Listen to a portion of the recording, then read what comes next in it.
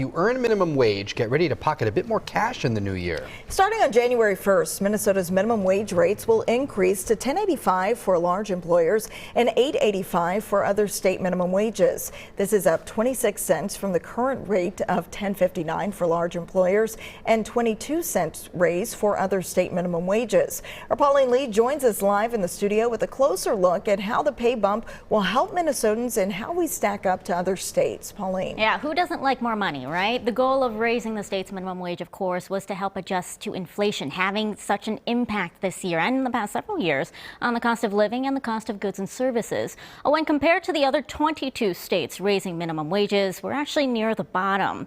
The state seeing the highest increase is Washington at $16.28. That's followed by New York and California at $16 apiece. Minnesota, fourth from the last of the list at $10.85, as we mentioned, followed by Ohio, Michigan, and Montana, all raising their minimum wages by at least $10.30.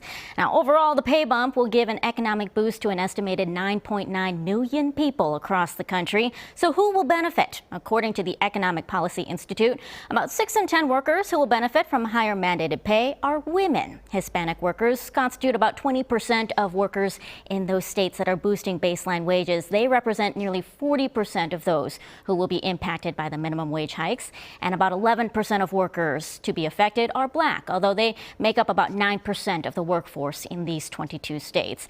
There are several more states that will be raising the minimum wage later on in the year, and this is in addition to nearly 40 cities and counties across the country also raising the minimum wage. Now, back here in Minnesota, these new state wages, the increases, they only apply to workers performed outside of the cities of Minneapolis and St. Paul. That's because these two cities already have a higher minimum wage rate, guys. And sure, for the folks that are actually getting this money, every little bit helps. Yeah. Yeah. All right, our Pauline Lee reporting.